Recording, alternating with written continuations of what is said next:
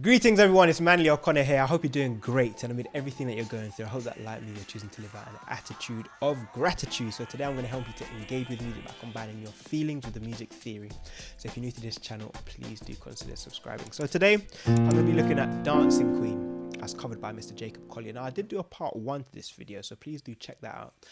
But this is going to be the next part essentially, because there's a lot of harmonic excellence, I would describe it as, in that video. So I wanted to look at it some more. So in the last video we were in the key of A. At this point in time now we've gone up a half step, so we've gone up a semitone, so now we're in the key of B flat. Now this is about 2 minutes away from the end of the video, and it's a nice moment where the audience starts singing this very iconic line. Check this out.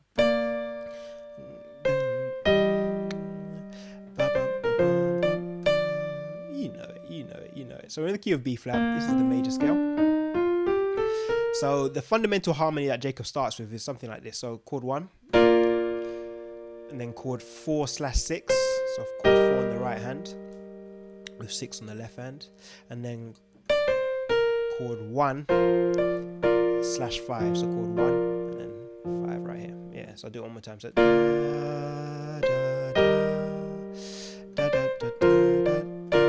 chord 4, and then chord 2.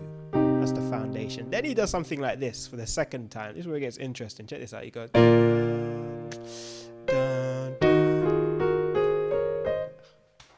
Jacob. Already, you know this is gonna be a good lesson. So what is going on there? Going from chord 1 to this 4/minor. He actually does. It's like a 4 minor 7 implied. So let me just give you a bit of context. So at first, when the audience are singing, it's like this. You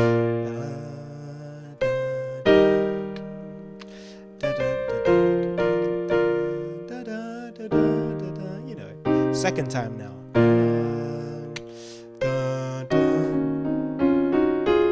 Alright, so what's happening there? What is happening there? I'm going to play that feature actually like this, so you can actually hear the melody in the right hand. I'm going to just invert some of the notes. So it's going to be like this for that second time. Check this out. Watch this. Right there. Yeah, so let's look at what's happening there. Simply put, why does that work? Well, think about the melody. La, la, la. The first time, that 4 note, 1, 2, 3, 4, when he's playing the harmony, so it's like, he's essentially playing chord 4 in the first time, E flat major, and he's got the bass on the G, so the first inversion note. So that's all well and good.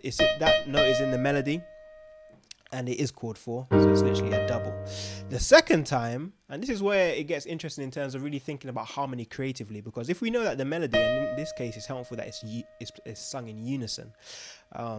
So if we know that the chord, so the melody note is going to be on the 4, that essentially means that we can essentially play any other chord that has got this in it, and it would probably work. As radical as, we could go, it would probably work. So he's got the option, rather than playing E flat major, to play E flat minor. Already that's going to turn some heads.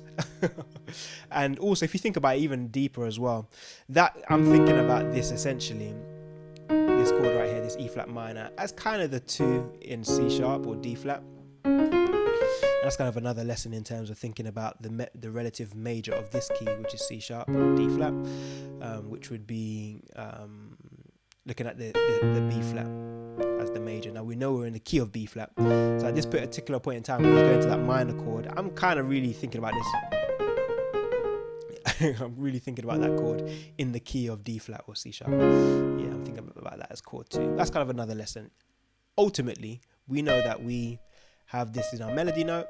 So rather than playing the major version, why not try the minor version, which is what he did. And then essentially here we're just walking up, and this is why it's interesting to think about this chord in the key of C sharp or D flat, because essentially here we're just walking up in terms of just the respective triads. That's what I'm doing. Or what he's doing. Starting here. In this case, I'm starting with the E flat and the G flat or F sharp. So check it out. These notes are just major in relation to the major scale of C sharp or D flat. So that's that. A nice feature. Let me do it all together. So you got first first version. Here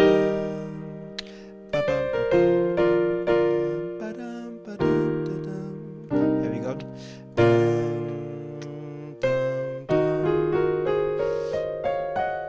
Then I'm gonna go to 1/3, etc., etc. All right, so that's like part one. That's lovely. But then it gets interesting. So after this whole then Jacob starts going back and forth like a bit of chord and response with the singer, and they're just around the chord 1. It's like of the word dancing queen, dancing queen. Then she does a chord and response kind of thing, dancing queen, that kind of vibe. And they do that a few more times. I'll just play it. Dancing queen, just for the sake of example. Dancing queen. But then he does something like this.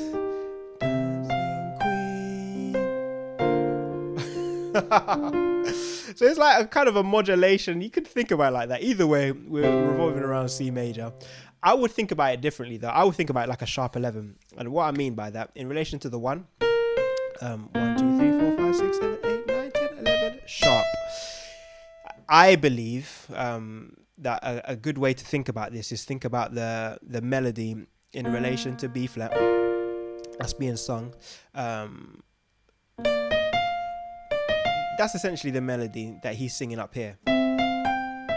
In my mind, it just makes it a bit easier to understand in terms of the harmonic pool is still, you could think about it as being C major, you could, but the thing is, the chord that happens after that, so let me give you a bit of context. So the normal version is like, dancing queen, the lady sings, dancing queen, and this is, by the way, over chord 1, and then like chord 4/1, yeah. So, dancing queen, dancing queen. Then he does dancing queen, but then he does this chord, which is essentially chord 1/3. So in my mind, I know we're still in relation to the B flat. As much as he's kind of gone somewhere, that's why I find it helpful to think about this chord that he's going to as like a sharp 11, yeah, in relation to B flat. But anyway, he's modulating, you know, and it sounds really, really atmospheric, you know, quite beautiful, if I don't say so myself. So, context, right here. Play it one more time. There we go. Dancing queen to this chord. Dancing queen. Wonderful. Then he takes it a step further. So he definitely takes us back to fundamentally in terms of the key of B flat, but now he's playing it in relation to chord 4. Dancing queen. So that melody is the same, but this chord is a bit different. So rather than going dancing queen on chord 1, he's moving out to chord 4. Dancing queen. Which is very interesting. So let me back up a little bit.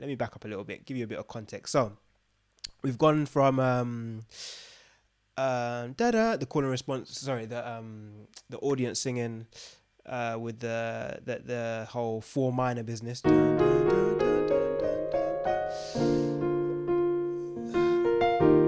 Now we're into call and response between Jacob and the singer. So dancing queen. Then we do our modulation kind of idea. Dancing queen, but we're still coming back to B flat.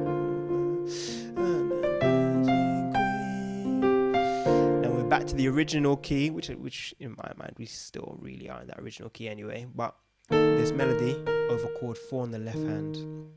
So dancing queen, just staying chord 4, and then he does this. He does this kind of, and he actually includes that as well. So dancing queen, I'm just going to choose to do that. So chord 4 to 4/6, so dancing queen, back to it, dancing queen. Check this out. Oh! So what's that? What's going on there? So essentially we've got like a sharp 5, sharp 9 chord with the insertion of this note right here. which I would think, how would I think about this? So it's in relation to D. So D7, sharp 5, sharp 9. Add the flat 5, you could say. Yeah, we'll go with that. So it's you could think about like the sharp 11 actually. You could actually think about like a sharp 11, but either way, the A flat is being added. That is something to take us back to chord 4. So that to that. So context again. Dancing queen, dancing queen, passing chord right here. Oh, dancing queen, and that's where I'm gonna stop. That's more than enough to get your teeth into. So 3 kind of different concepts there. The first one we were looking at was that whole minor 4, wonderful. Then we had this sharp 11, and then we've got this passing chord to come back to the chord 4. Yeah, right there. So let me give you a bit of context. Let me go all the way from the top. See if I can remember everything. So where the audience sing. Normal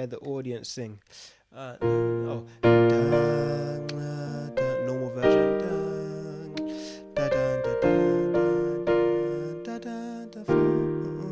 All right, so it's about to get interesting.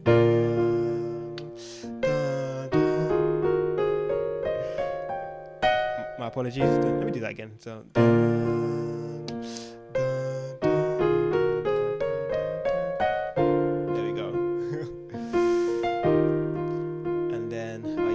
Response between Jacob and the singer.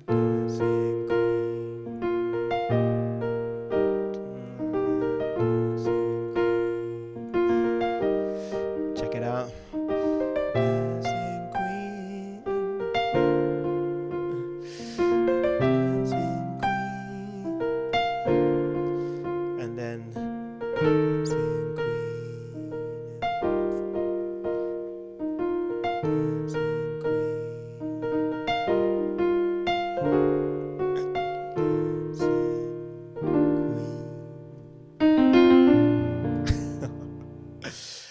Guys, if you enjoyed this video, please do give it a thumbs up. Also, if you're new to this channel, please don't forget to subscribe and don't forget to hit the notification bell as well so you will never miss out on uploading new content. Thank you so much for watching this video. I'm grateful. And don't forget today and always to live out an attitude of gratitude. Take care. Bye for now.